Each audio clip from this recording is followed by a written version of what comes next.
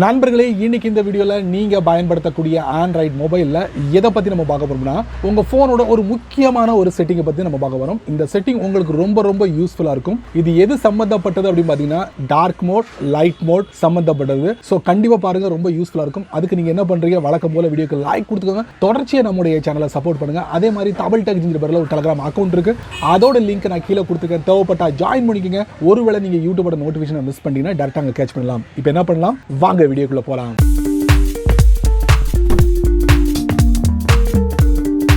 நண்பர்களே, வழக்கம் போல் உங்களுடைய ஆண்ட்ராய்ட் ஃபோனை ஓப்பன் பண்ணிக்கோங்க. ஓப்பன் பண்ணதுக்கப்புறம் உங்கள் ஃபோனோட அந்த பிரைட்னஸை கூட்டுவீங்க, குறைப்பீங்க.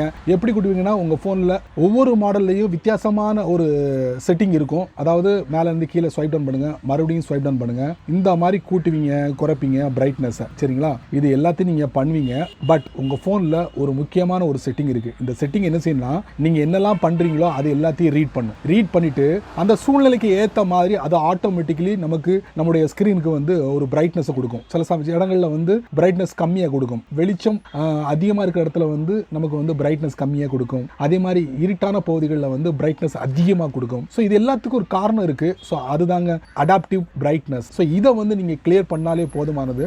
எல்லாத்தையும் நீங்க பழைய நிலைக்கு கொண்டு வந்துடலாம். உங்க போனோட ஸ்கிரீனை, அதாவது பிரைட்னஸை பழைய நிலைக்கு கொண்டு வந்துடலாம். அதுக்கு நீங்க என்ன பண்ணணும் அப்படின்னு பார்த்தீங்கன்னா, முக்கியமா போனோட செட்டிங்ஸ்குள்ள போங்க. ஒவ்வொரு மாடல்லையும் வேற வேற இடத்துல இருக்கும் இந்த செட்டிங். கண்டிப்பா எல்லா ஃபோன்லையும் இந்த செட்டிங் இருக்கும். ஆப்ஸ்குள்ள போங்க. மேலே சர்ச் கிளாஸ் இருக்கா, அதை நீங்கள் டேப் பண்ணுங்க.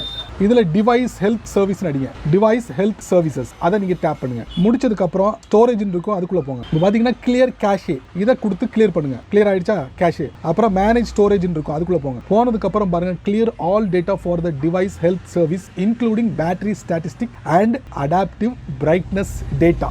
இது வரைக்கும் நீங்கள் உங்கள் ஃபோனில் அந்த ஸ்க்ரீனை, பிரைட்னஸ் ஸ்க்ரீனை வந்து கூட்டியிருப்பீங்க, குறைச்சிருப்பீங்க. இந்த மாதிரி எல்லா விஷயங்களையும் உங்கள் ஃபோன் ஒரு இடத்துல ஸ்டோர் பண்ணி வச்சிருக்கும். அதுக்கு ஏற்ற மாதிரி உங்களுக்கு அந்த பிரைட்னஸை கூட்டி குறைக்கிற விஷயங்களை உங்களுக்கு கொடுத்துக்கிட்டு இருக்கும். சில சமயங்களில் அது உங்களுக்கு பிடிக்காம போகலாம். ஸோ இந்த இடத்துக்கு வந்து கிளியர் ஆல் டேட்டா கொடுத்துட்டீங்கன்னா ஒரு ஃப்ரெஷ்ஷான ஒரு செட்டிங்ஸ்குள்ளே வந்துடுவீங்க.